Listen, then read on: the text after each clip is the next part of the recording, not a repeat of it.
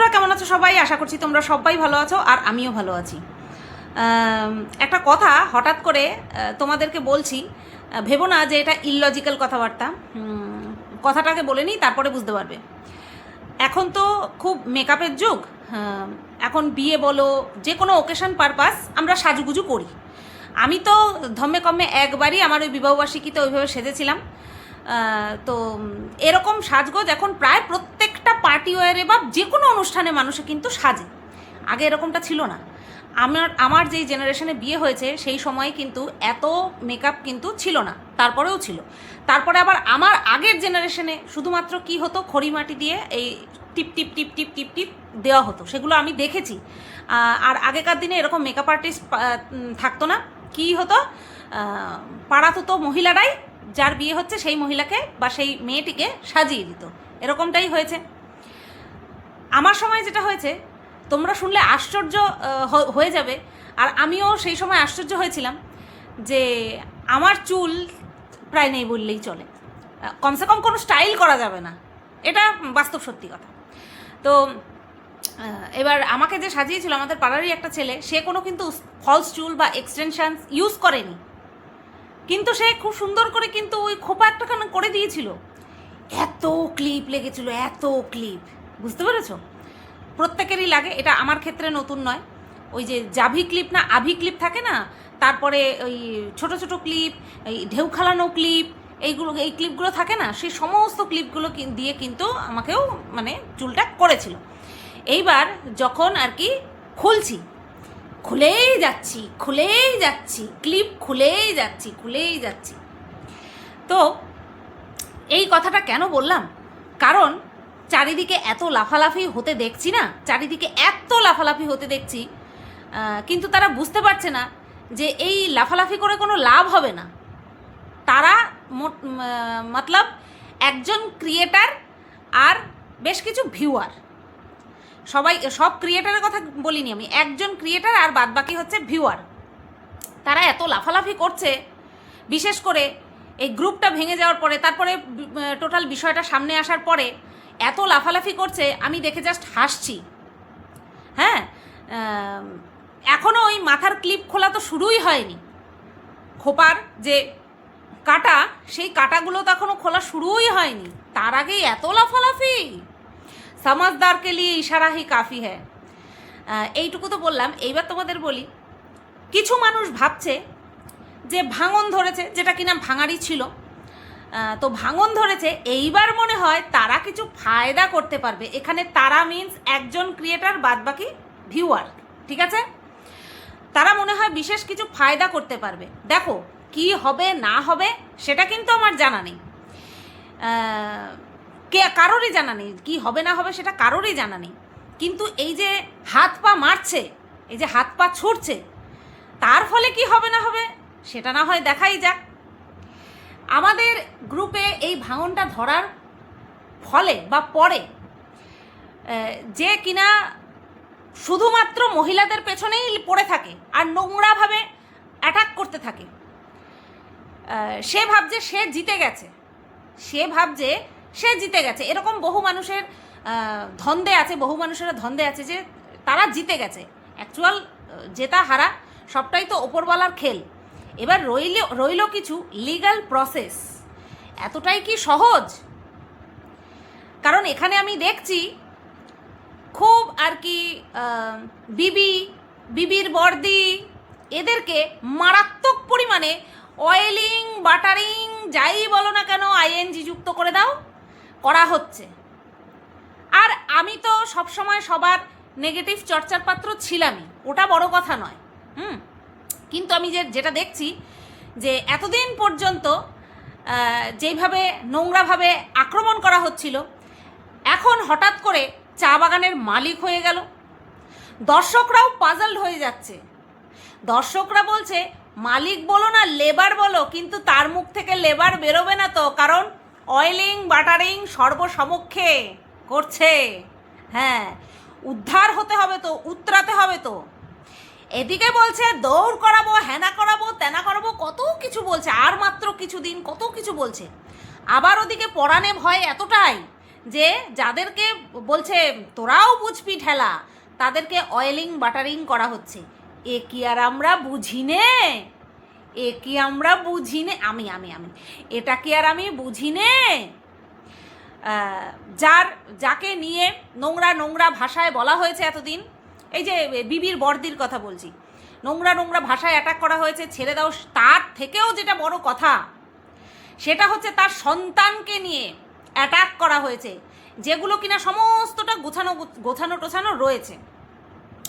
তারপরে এই বিবির বাচ্চাকে নিয়ে যে কি কি করেছে, শেষ পর্যন্ত কি কি করেছে সেটা তো আমরা সবাই দেখেছি। যার জন্য কিছু ক্রিয়েটার বিবিকে তেরে ফুড়ে ভিডিও করেছে, বিবিকে খারাপ বলে তেরে ফুড়ে ভিডিও করেছে। যদিও বা আমি আমার বিবেকের দায়বদ্ধতার কাছে হার মেনে বিষয়টা কিন্তু ছোট্ট করে ক্লিয়ার করেছিলাম যে যেইভাবে ওই বাচ্চাটাকে নিয়ে নোংরামো করা হচ্ছে এরকমটা কিন্তু আদৌ কিছু হয়নি।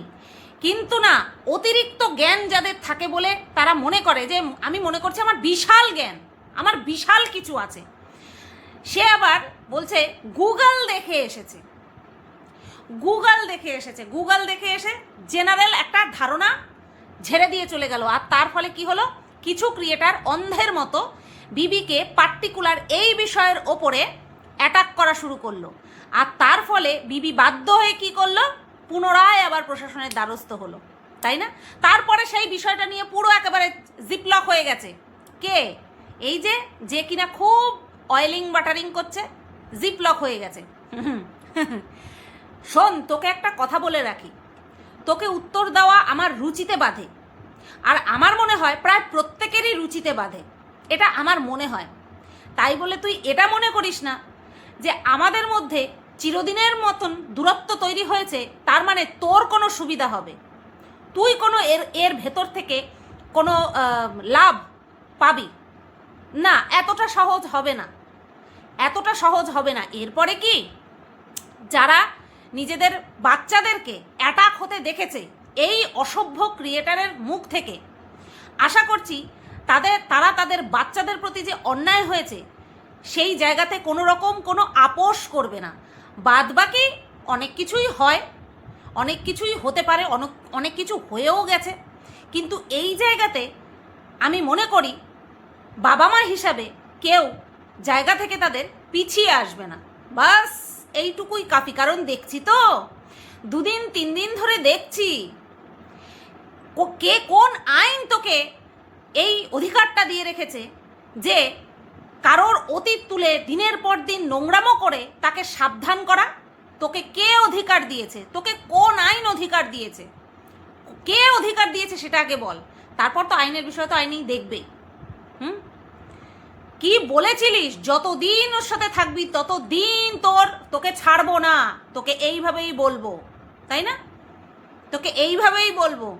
দেখ, জায়গা মতন কাজ হয়ে যাওয়ার পরে তারপরে আমাদের ভাঙনটা হয়েছে, তাও সর্বসমক্ষেই সেটা প্রকাশিত হয়েছে যে কাদের কারণে ভাঙন হয়েছে।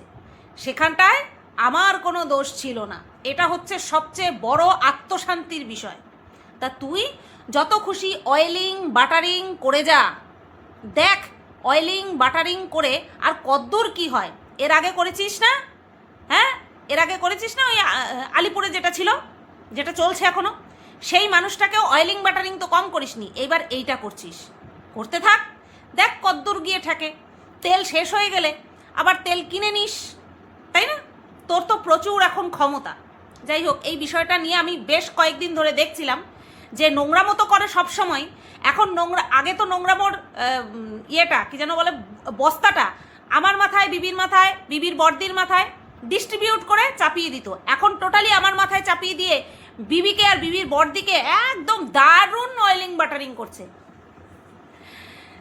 যাই হোক, দেখা যাবে যে অয়েলিং বাটারিং যেতে না মা বাবার আদর্শ যেতে, সন্তানের প্রতি মা বাবার দায়বদ্ধতা যেতে, যে না আমার সন্তানকে নিয়ে নোংরামো করা হয়েছে, সেই জায়গায় কোনো রকম কোনো আপোষে আসবো না। দেখা যাক কি যেতে না যেতে। আচ্ছা চলো, এইবার যাব হচ্ছে, অনেক দিন মারুর ভিডিও নিয়ে কিছু বলা হয় না, তো এই ভিডিওটাতে আমি এই বিষয়টা তুলতাম না, দেখলাম মাত্রাতিরিক্ত হচ্ছে, তার জন্য আমি জাস্ট বলে দিয়ে গেলাম। এটা অবশ্যই আমার কথা, এটা অন্য কারোর কথা নয়। আর অন্য কারোর কথা এখন আমার মুখ থেকে বেরোনোটা তো অসম্ভব, সেটা তোমরা বুঝতেই পারছো।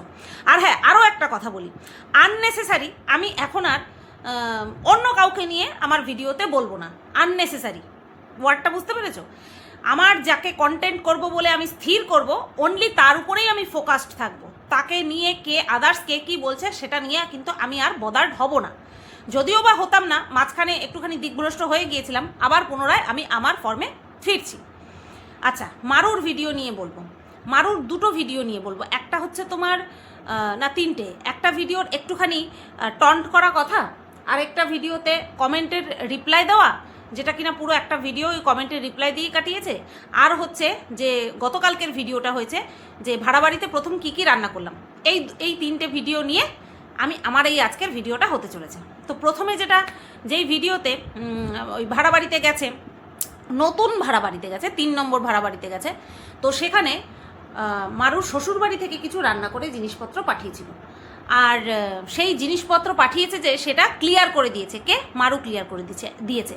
আর এই বিষয়টা যে যার মতন করে নিয়ে নিয়েছে, এই কাকে খোঁচা দিচ্ছিস, এই তাকে খোঁচা দিচ্ছিস, এই ঠুকে কথা বলছিস। আমরা যারা ব্লগার হই না, মারুর পক্ষ হয়ে এখানে কথা বলছি না, আমরা যারা ব্লগার, আমরা যারা মতলব হচ্ছে আমি ব্লগিংও তো করি, সেই কারণে ওই আমরা শব্দটা টানলাম, আর কিছুই না। কিন্তু যারা ব্লগিং করে তারা অবশ্যই তাদের নিত্যনৈমিত্তিক ঘটনা শেয়ার করে। এবার এই নিত্যনৈমিত্তিক ঘটনার মাঝখানে কি থাকে? তাদের কমেন্ট বক্সটাও কিন্তু থাকে। এবার তাদের কমেন্ট বক্সে অনেক ধরনের কমেন্ট আসে, পজিটিভ কমেন্ট, নেগেটিভ কমেন্ট আসে। এবার সেখানে যদি এরকম কমেন্ট আসে, ধরো যদি দিনের পর দিন আসতে থাকে, এই তো ওটা এসছে, ওটা ওখান থেকে আসছে, সেই কমেন্ট কর্তা যার দ্বারাই ইন্সপায়ার্ড হোক না কেন, সে কোনো কন্ট্রোভার্সি ক্রিয়েটারের ভিডিও দেখেও যদি আসে, তাহলেও তো সে মারুর কমেন্ট বক্সেই আসছে।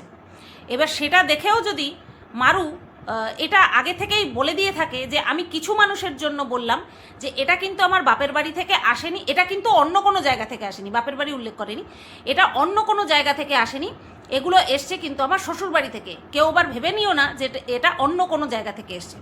এই কথা বলাতে সবাই আর কি প্রায় সব কন্ট্রোভার্সি ক্রিয়েটার ভিডিও করেছে। এক তো এটা ব্লগারের হকের মধ্যে থাকে যে তাকে নিয়ে যদি কিছু সন্দেহজনক কথাবার্তা বলা হয়, যদি সে সেটা না করে থাকে তাহলে সেই বিষয়ে সেটা বলতে পারে, সে বলতে পারে, ঠিক আছে। এর মাঝে তোমরা দেখেছো যখন গোবরডাঙ্গায় ছিল তখন মারু কিন্তু একদিন হাউ হাউ করে লাইভ করতে করতে কান্না করেছে। লাইভ করতে করতে কান্না করেছে, হ্যাঁ মনে হয় লাইভ করতে করতেই কান্না করেছিল, যে এরকম সবাই বলছে যে আমার মায়ের সাথে আমার দেখা হয় বা মা আসে, অথচ মা আসেই না, সেটা নিয়ে মা আসতে পারে না বা মার সাথে দেখা হয় না, সেটা নিয়ে কিন্তু প্রচুর কান্নাকাটি করেছিল, ঠিক আছে। তো এইবার একটা ব্লগার হিসেবে তাকে নিয়ে যেই ধরনের কথা ওঠে, হ্যাঁ সেগুলো যে তার মধ্যে যেই কথাগুলো ওঠে তার মধ্যে যেই কথাগুলো ঠিক নয়, সেই কথা নিয়ে কি সে দুটো কথা বলতে পারে না? এটা কিন্তু খোঁচা মারার কোনো কথা নয়, সে নিজের দিক থেকে ক্লিয়ার করে দিল, কারণ তাকে নিয়ে এই ধরনের প্রচুর কন্টেন্ট হয়েছে। হতে পারে সেই কন্টেন্টগুলোর মধ্যে অনেকগুলো সঠিক, অনেকগুলো আবার বেঠিক। তো এইবার যেইখানটায় ওর মনে হচ্ছে যে না এই বিষয়টা নিয়েও আবার লোকের মনে হতে পারে, হ্যাঁ সে কন্ট্রোভার্সি ক্রিয়েটার হোক, ভিউয়ার্স হোক, মনে হতে পারে, তাই সে সেই জায়গাটা থেকে আগে থেকেই নিজেকে ক্লিয়ার করে দিল। এখানটায় কাউকে খোঁচা মারার বিষয়টা আমি দেখিনি, যেটা কিনা আমার মনে হয়েছে সেটাই বললাম, যে এখানটায় মারু কিন্তু কাউকে খোঁচা মারেনি, যেহেতু ওকে নিয়ে এই টাইপের কন্টেন্ট আমরা প্রায় প্রত্যেকেই করেছি, তার জন্যই কিন্তু ও এই বিষয়টাকে ক্লিয়ার করে দিয়েছে। এবার হ্যাঁ, মারু সেদিন তখন আর কি গোবরডাঙ্গায় ভাড়া ছিল, তখন মারুর বাড়িতে একবার মারুর হাজব্যান্ড নিয়ে এসেছে, ওর শ্বশুরবাড়ি থেকে করে পাঠিয়েছে, সেটা দেখে পুরো স্পষ্ট বোঝা গেছে ওটা ওর শ্বশুরবাড়ির খাবার হতেই পারে না, ওটা ওর বাপের বাড়ির থেকেই এসেছিল, ঠিক আছে। কেন বলছি? কারণ আমি নিজে রান্নাবান্না দেখেছি ওদের, প্লাস আমার মতন সামনে থেকে যারা দেখেনি তারা কি যেন বলে তোমার মোবাইলের থ্রুতে দেখেছে, ভিডিওর থ্রুতে দেখেছে। আর ভিডিওর থ্রুতে স্পষ্ট দেখে বোঝাই যায় যে হ্যাঁ এটা ওদের বাড়ির রান্নাই হতে পারে। কারণ আমরা দেখেছি যে মারুর শ্বশুরবাড়িতে তেল ঝাল খুব কমই খাওয়া হয়, তেল মশলা খুব কমই খাওয়া হয়, একদম মানে যেটা কিনা শরীরের পক্ষে খুব ভালো। কিন্তু আমরা তো জিভের দাস, আমরা শরীরের দাস নই, আমরা জিভের দাস। তো সেই কারণের জন্য আমরা অতটা মেনে চলতে পারি না। তবে হ্যাঁ, মারুদের মতন অত তেল মশলা কিন্তু আমাদের বাড়িতে খাওয়া হয় না। মারু আর মারুর মা যেভাবে তেল মশলা খায় সেরকমটাও আবার আমরা খাই না। তো এই জন্যই ও বিষয়টা ক্লিয়ার করে দিয়েছে। আমার সেখানটায় মারু খোঁচা দিয়েছে, কাকে স্পেশালি কাকে খোঁচা মেরেছে এটা আমার মনে হয়নি যে ও করেছে। সেকেন্ড যেই ভিডিওটা নিয়ে আমি বলবো, সেখানটায় দেখলাম যে কমেন্টের উত্তর দিয়েছে। এবার দেখো, আমরা হচ্ছি ইউটিউবার, সে আমরা ব্লগার হই বা কন্ট্রোভার্সি ক্রিয়েটার হই, হট টপিকে কাজ করা এটা আমাদের স্বভাব, কন্ট্রোভার্সি ক্রিয়েটার হই বা ব্লগার হই। মারু এখন দেখছিল যে মারু এর মধ্যে ডাইরেক্ট ইনভলভ না হয়েও প্রত্যেকের মুখে মুখে, ইভেন ভিউয়ার্সদের মুখে মুখে মারু ঘুরে বেড়াচ্ছে। তো সেই সময়ে মারু যে এই যে কমেন্টের প্রশ্ন উত্তরের পালাটা চুজ করেছে, এটা অবশ্যই ওর ক্ষুরোধার বুদ্ধির পরিচয়, ওর তীক্ষ্ণ বুদ্ধি বা শার্প বুদ্ধি যাই বলো না কেন, সেই বুদ্ধির পরিচয় কিন্তু। এবার ও খুব বুদ্ধিমত্তার সাথে এই টোটাল এই যে গ্রুপিজম, তারপরে হচ্ছে তোমার গ্রুপ ভাঙা, কেচ্ছা কাহিনী, এইসব বিষয় কিন্তু একদম স্মুথলি এড়িয়ে গেছে।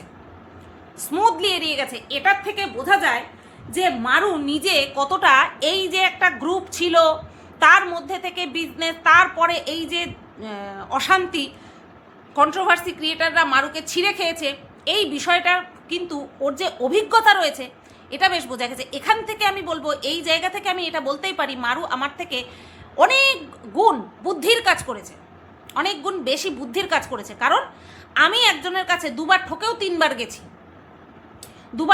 তিনবার গেছি, আরও বেশি ভালো পোক্তভাবে ঠকার জন্য গেছি।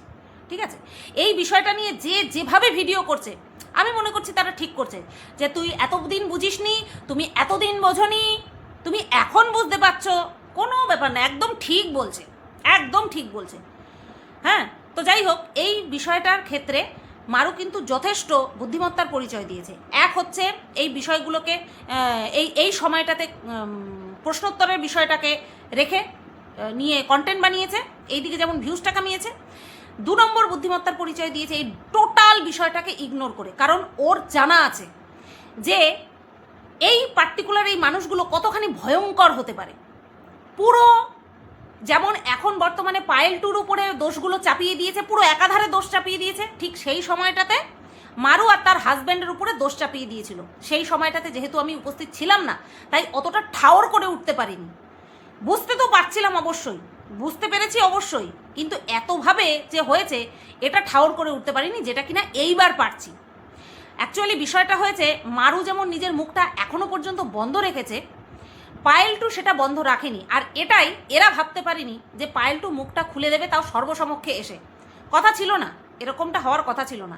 যেহেতু ওই পক্ষ থেকে দায়িত্ব নিয়ে একটা মানে কি বলবো মেলা বসিয়ে সবটা জানানো হয়েছে, তারপরে গিয়েই কিন্তু পায়েল টু এই সিদ্ধান্তটা নিয়েছে যে আমার উপরে একাধারে এত ব্লেম দিয়ে গেল, এবার তো আমারও বলার কিছু থাকতে পারে। তো যাই হোক, মারু এই মানুষগুলোর ভয়ানক মুখোশটা জেনে গিয়েছিল, সেই কারণের জন্যই হয়তো চুপ করে গিয়েছিল। ঠিক আছে, চুপ করে গিয়েছিল, আর এখনো পর্যন্ত সেই বিষয়টাতে নাক গলায় না। এবার এই যে নাক না গলানো বা এই বিষয়টাকে সম্পূর্ণ এড়িয়ে যাওয়া, এর 2টো রিজন হতে পারে। 1 নম্বর, সেটা হচ্ছে এই জিনিসের মধ্যে এই মানুষগুলোর সাথে মারুর আর কোনোদিনও মিশতে না চাওয়া। 2 নম্বর, পুনরায় মিশতে চাওয়া, যার জন্য মুখটাকে বন্ধ রেখেছে, যে আমাকে আবারও মিশতে হবে, হ্যাঁ আমার দিকে আসতে পারে। এই 2টো কারণ, সম্ভাব্য 2টো কারণ, একটা হচ্ছে একদম ডাইরেক্ট, দ্বিতীয়টাও একদম ডাইরেক্ট, হয় হবে, হয় আবারও জুড়বে, আর নয় একদমই চাই না, সেই কারণের জন্যই মুখ বন্ধ রেখেছে, হতেই পারে। আবার 3 নম্বর কারণ এটাও হতে পারে যে এখন ওর যেই ফেস চলছে তাতে করে এইসব ঝামেলায় ও জড়াবে না, এটাই বেস্ট। 4 নম্বর কারণও আছে, সেটা হচ্ছে যে আমার এখন এইসবের মধ্যে জড়ানোর দরকারই নেই, কারণ আমি এখন নতুন জায়গায় এসেছি, আমি এখন প্রেগনেন্ট, আমার হাতে প্রচুর কন্টেন্ট রয়েছে, এইসবের মধ্যে না পড়লেও আমার হবে, যেখানটায় এইসব জিনিসগুলো অবশ্যই মানসিক দিক থেকে শারীরিক দিক থেকে হানিকারক। তো এই 4টে কারণ আমি তোমাদেরকে বলে দিলাম। আশা করছি এই 4টে কারণ আমি বলার পরে তোমাদের মনের মধ্যেও ঘুরপাক খাবে যে হ্যাঁ এই কারণগুলো হতে পারে। তো এই সব প্রশ্নোত্তরের বিষয়টা তোমাদেরকে বললাম যে ভিডিওটাও ঠিক টাইমে একদম করেছে, বোঝে না যে কখন কোনটা করতে হবে না হবে। এবার বহু ওর এসছে প্রশ্ন যে এই সময়টাতে মানে কমেন্ট এসছে, এই সময়টাতে তোমার শ্বশুরবাড়ি থেকে লোকজন এসে কেন হেল্প করলো না। তো এই জায়গাটাতেও মারু ভুলভাল উত্তর দিল। মারু কি বললো যে দেখো নিজের কাজ নিজেদের করে নেওয়া ভালো, তাহলে এটাই যদি হবে তাহলে ওই কি যেন বলে পাতার বর কেন আসলো, তাই না? একটা পাতা, যেই পাতা আমাদের পুজোয় লাগে, সেই পাতার বর কেন আসলো, তার ছেলে কেন আসলো, তোর ভাসুর কেন আসলো না, তোর শ্বশুর কেন আসলো না? ও শাশুড়ি নাকি আসতে চেয়েছিল, ও বারণ করে দিয়েছে। এটা হয়? কেন বারণ করবি কেন? শাশুড়িও তো মা, এক মাকে সামনে পাচ্ছিস না, আরেক মা আসতে চাচ্ছে, তাকে আসতে বারণ করছিস, কেন এরকমটা করবি? কিসের জন্য এরকম করবি? এই সময় তো যত বেশি মানুষের মানে যত বেশি মায়ের সান্নিধ্য পাওয়া যায় ততটাই ভালো। দেখেছি আগেকার দিনে হতো বেশি যে মহিলারা প্রেগনেন্ট হলে পরেই মায়ের কাছে চলে আসতো, কারণ মায়ের বাড়িতে থাকলে পরে ওটাকে কি বলে বেশি রান্নাবান্না করতে হবে না বা কোনো কাজ বাজ করতে হবে না, শ্বশুর বাড়িতে থাকলে পরে দায়িত্ব পালন করতেই হয়। আগেকার দিনের কথা বলছি। এখনকার দিনে মেয়েরা তো বেশিরভাগ কাজই করে, তারা প্রেগনেন্ট অবস্থাতে ওই 8 মাস পর্যন্ত, প্রায় 7 মাস পর্যন্ত মনে হয় কাজে যায়, যে যেই জবই করুক না কেন সে কাজে যায়, তারপরে মেটার্নিটি লিভ নেয়, তাই না? তো সেখানটায় মারু বলছে শাশুড়ি আসতে চেয়েছিল আমি আসতে দিইনি, না এটা তো ঠিক না। তাহলে দর্শকরা বুঝতো যে না তোদের মধ্যে শুধু মুখে মুখে বন্ডিং না, সত্যি সত্যিই বন্ডিং আছে, ভালো বন্ডিং আছে, যে তোদের এত এখন খেসারত চলছে শারীরিক, তো সেইখানটায় একটুখানি যাই না। বৌমা যতই বারণ করুক আমি বৌমার বারণ কেন শুনবো, আর তুই কেন বারণ করেছিস সেটা বল।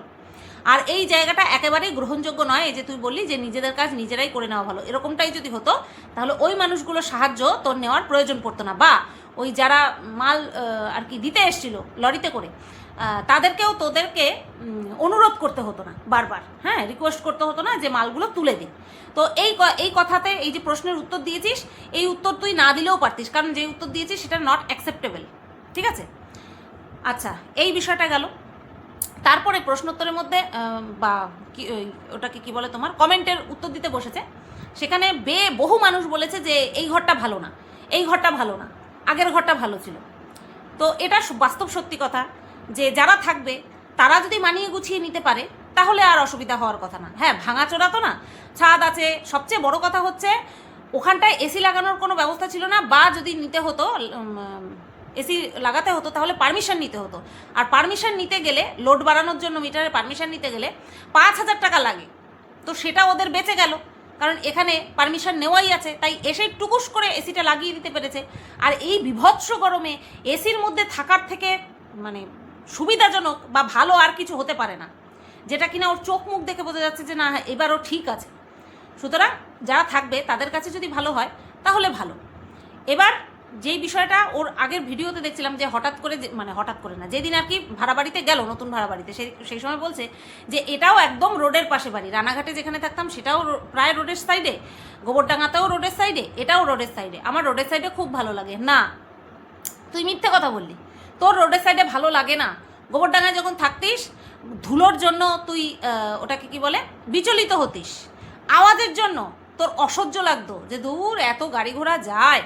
এখানেও তুই কথা বলছিস, বিশেষ করে যখন রান্নাঘরের ছিলিস তখন কন্টিনিউয়াসলি হর্ন, গাড়ি ঘোড়ার হর্নের আওয়াজ, যেটা কিনা যারা দর্শক তাদের কাছে কিন্তু বড্ড ইরিটেটিং লাগে, ঠিক আছে? এই একটা বিষয় গেল।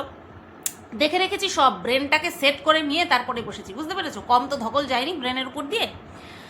আচ্ছা, তারপরে কি শুনলাম, তারপরে অনেকে বলছে ওর জায়ের বড় মেয়েটাকে আনার কথা, যে বড় মেয়েটা এসে, না আমি এই কথাটার পক্ষপাতী একদমই না, যে ওর জায়ের মেয়েকে এনে তারপরে হেল্প করানোর জন্য, না, আসতে পারতো কে? ওর ভাসুর এসে হাতে হাতে করে দিতে পারতো। আর বহু প্রশংসা এসছে মারুর বরের জন্য, যেটা কিনা দাবি রাখে।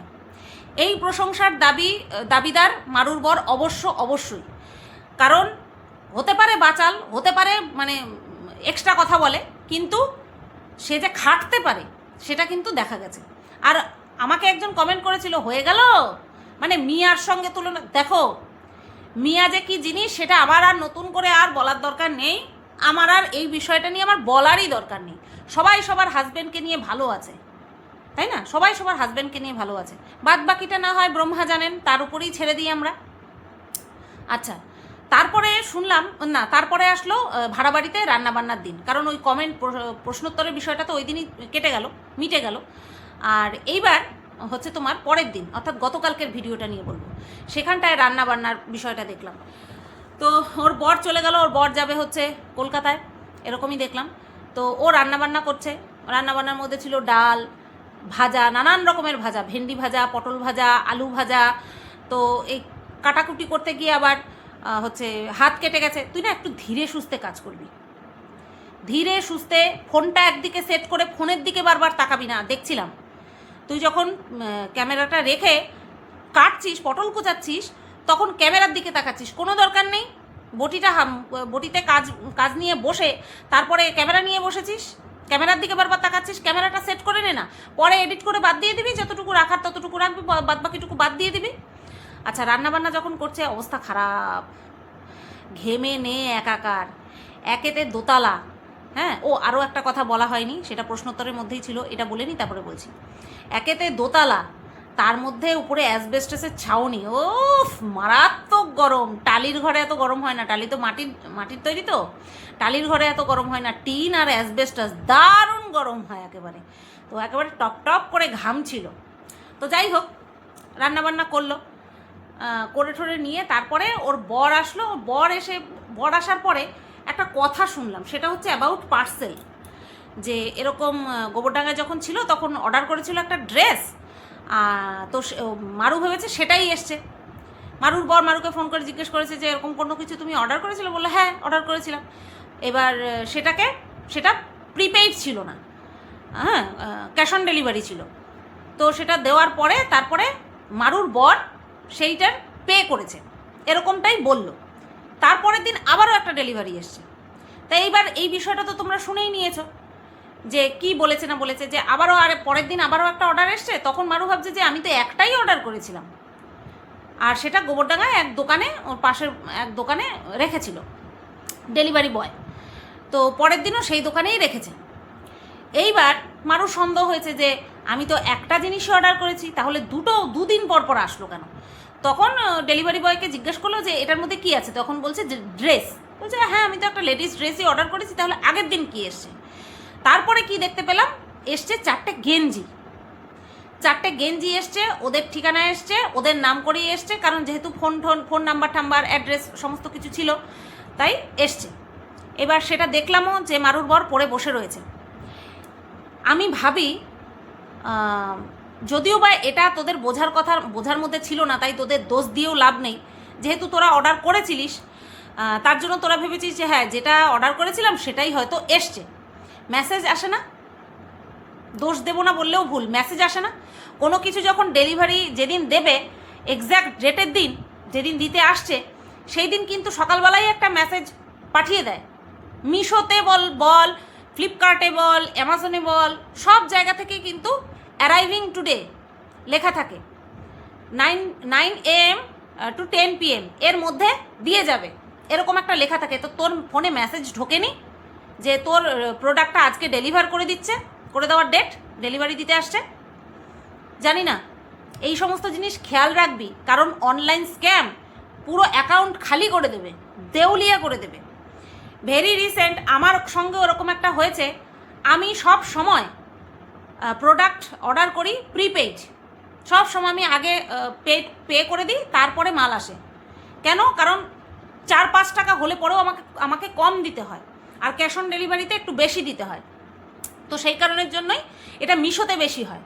তো সেই কারণের জন্যই আমি আগের থেকেই পে করে দিই। এবার হঠাৎ করে একদিন একজন ডেলিভারি দিতে এসছে, আমার ফোনে সকাল থেকে কোনো আপডেট আসেনি যে আজকে কোনো কিছু দিতে আসবে। তো এইবার আমি জিজ্ঞেস করেছি যে এটা কার? বলছে আপনার, এই তো আপনারই তো ঠিকানা। আমি বললাম হ্যাঁ আমার ঠিকানা, আমারই ফোন নাম্বার, আমাকে তার জন্যই তো ফোন করেছেন। কিন্তু বলছে 650 টাকা, হাতে দিয়েই বলছে 650 টাকা। বললাম কি 650 টাকা? Let me check. আমি ভালো করে চেক করে দেখলাম আজকে এরকম কোনো প্রোডাক্ট আমি অর্ডারই করিনি যার প্রাইস 650 টাকা, আর 650 টাকা না, সরি 620 টাকা।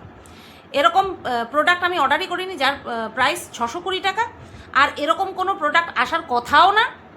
তো যাই হোক, আমি বললাম আমি এটা রিসিভ করতে পারবো না, আমি এটা রিসিভ করতে পারবো না। তখন বললো তাহলে যেহেতু আপনার ঠিকানায় আছে তার জন্য একটা ক্যান্সেল করার জন্য একটা কোড যাবে, সেটা আমাকে বলতে হবে। তো আমি কি করেছি, আমি তো বলছি তো এটা আমারও হুশ হয়েছে, যদিও বা আমার কোনো ক্ষতি হয়নি, তারপরেও আমি বলছি আমি ক্যান্সেলের কোডটা দিয়ে দিয়েছি। এবার বর ফোন করেছে, তখন আমি বলেছি কি উদম বকা দিল আমাকে, কি উদম বকা। বলছে তুমি যখন অর্ডার করোনি ক্যান্সেলের কোড কেন, কি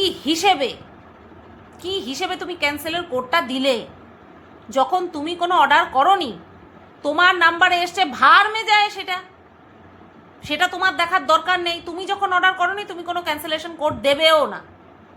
তো এটা আমার সাথে জীবনে একবারই হয়েছে, এরপর থেকে আমি ভীষণ সতর্ক।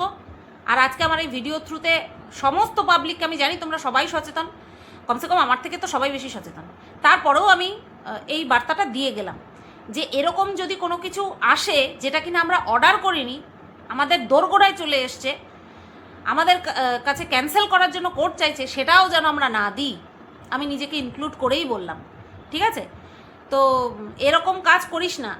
তোরা যখন অর্ডার করিসনি সে ভেতরে যাই থাক না কেন, হাতি ঘোড়া পালকি নেওয়ার দরকারই নেই।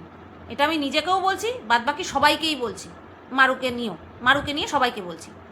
এই গেল ওদের বিষয়। তারপরে খাওয়া দাওয়া, তারপরে টিভি সেটিং ফেটিং। এইবার বলছে যে ওয়াশিং মেশিনটা সেট করা হয়নি, অনেক নোংরা জামা কাপড় বেরিয়েছে। যাই হোক, একটা জায়গা থেকে আমরা আরেকটা জায়গায় যখন যাব বলে স্থির করে নিই লোটা কম্বল গুটিয়ে, তখন অনেক কাজ করতে আমাদের ইচ্ছে করে না, সেই কারণের জন্যই হয়তো ময়লা জামা কাপড় অনেক বেরিয়েছে। এইবার বলছি ওই রানাঘাট থেকে যখন গোবরডাঙ্গায় আসলি তখন তো জামা কাপড় গোছানো স্টাইল দেখে পুরো বুঝতেই পেরে গেছি যে হয় ওটা তুই গুছিয়েছিস আর নয় তোর বাড়ির কেউ এসে গুছিয়ে দিয়েছে। এইবার এই গোবরডাঙ্গা থেকে যখন বাদুরিয়াতে গেলি সেইখানেও দেখলাম জামা কাপড় সব গুছানো হয়ে গেছে, বা সেই রিলেটেড কোনো ভিডিওই আসেনি। তুই গুছিয়েছিস না কেউ এসে গুছিয়ে দিয়েছে?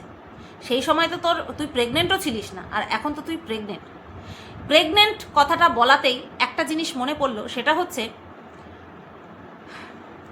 কিছু মানুষ, আমি যখন মারুকে নিয়ে কন্টিনিউয়াসলি ভিডিও বানাচ্ছিলাম, কিছু মানুষ প্রচুর পরিমাণে নোংরা অ্যালিগেশন আমার উপরে দিয়েছিল আমি মারুর ক্ষতি চাই। আর এদিকে আমরা দেখতে পাচ্ছি মারু একটা ভিডিওতে, শর্ট ভিডিওতে উদম কান্না কাঁদছে, এবং সেটা এডিট করার সময় শুয়ে থাকলে পরে আর মারুর চেহারা তো ভারী, সেই কারণে এই জায়গাটাতে ও একটা স্টিকার মেরে দিয়েছে, এবং সেটা কী কারণের জন্য স্টিকার মেরেছে সেটা কিন্তু আমরা সবাই বুঝতে পারছি। আর সেই গানটা ছিল বাচ্চা রিলেটেড আর ইমোশনাল গান, আর সেই গানটায় মারু হড়হড় করে কাঁদছে। প্রেগনেন্সি অবস্থায় মুড সুইং হওয়াটা নাকি খুব স্বাভাবিক, এবং সেটা কম বেশি সব মহিলাদেরই হয়, কিন্তু সেই মুড সুইংসটাকে কন্টেন্টের আকারে দেওয়ার মতন মানসিকতা আমার মনে হয় সব প্রেগনেন্ট মহিলাদের হবে না, যেটা কিনা মারু এই নিয়ে দুবার করেছে। একটা দিয়েছিল ইনস্টাগ্রামে, আরেকটা দিয়েছে ভেরি রিসেন্ট ইউটিউবে। তো সবাই দেখলাম ওকে ভালো মতন বুঝিয়েছে। আমি একটাই কথা বলবো, ওটাকে কি বলে, প্রশ্নোত্তরের যে ভিডিওটা করেছিল সেখানে মারু নিজের মুখে স্বীকার করেছে যে আমি নাবালিকা নই। তাহলে মারু এই যে প্রেগনেন্সিকে কেন্দ্র করে এই ধরনের কান্নাকাটি করে কন্টেন্ট বানিয়ে ভিডিও সম্পূর্ণ নিজের কনসার্নেই দেয়, তাই না? তো এখান থেকে পুরো পরিষ্কার যে মারু কন্টেন্ট বানাতে কত ভালোবাসে, সেটা হোক না প্রেগনেন্সিকে কেন্দ্র করে কান্নাকাটি করে। এই সময়তে তো হাসি খুশি থাকা বেশি প্রয়োজন, তাই না?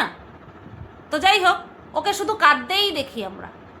এবার প্রশ্নোত্তরের একটা বিষয় নিয়ে আমার একটা টপিক মিস হয়ে গেছে, সেটা হচ্ছে কিছু মানুষ বলেছে যে তুমি এই সময়টাতে দোতলা কেন নিলে? দোতলায় কেন ভাড়া নিলে? কারণ সিঁড়ি দিয়ে ওঠানামা করতে হবে। সেই সময় মারু একটা ভালো উত্তর দিয়েছে যে যাদের বাড়ি থাকে দোতলা তাদের কি অসুবিধা হয় না, আর আমি দোতলায় আছি, দুটো ধাপ ক্রস করলেই হচ্ছে গেট, তো আমার খুব বেশি অসুবিধা হবে না, আর আমি খুব তো বেশি নামবই না। তাই নাকি মারু? তুই খুব বেশি নামবি না? তোর তো মন খারাপ, যাই ঘুরে আসি। বাজারে যেতে হবে, যাই একটুখানি বাজার করে আসি। তুই তো এরকম ক্ষণে ক্ষণে বাইরে বেরোস। আর দেখলাম যে তোর বর কাজে যাচ্ছে, তুই যাচ্ছিস গেটে তালা দিতে, আবার নিয়ে আসবি। শোন, একটা কাজ কর, যদি কোনো জানালা টানালা থাকে সেখান থেকে একটা দড়ি বেঁধে একটা ব্যাগ ঝুলিয়ে দে, একটা হুক কিনে ব্যাগ ঝুলিয়ে দে, অথবা হুকও লাগবে না, একটা ব্যাগের মধ্যে দড়ি সবসময় রেখে দে, ওই যাতে তোকে নিচে যেতে না হয়। তোর বর ভেতর থেকে তালাটা দিয়ে চাবিটা তোর কাছে দিয়ে দেবে, আবার তুই আসলে পরে তোকে ফোন করে দিল, সেই ব্যাগের মধ্যে চাবিটা দিয়ে আবার নিচে ঝুলিয়ে নামিয়ে দিলি, হয়ে গেল। তাহলে তোর ওই গেট খুলতে বা গেট বন্ধ করতে যাতায়াত করতে হবে না। এবার রইল পরে তুই কম যাতায়াত করবি, এ আমি বিশ্বাস করি না মারু, এ আমি বিশ্বাস করি না তোদের মারাত্মক হিরিক ঘুরতে যাওয়ার। চলো, এই ভিডিওটা এই পর্যন্তই রাখলাম। কেমন লাগলো অবশ্যই কমেন্ট করে জানিও। সবাই তোমরা ভালো থেকো, সুস্থ থেকো, টাটা।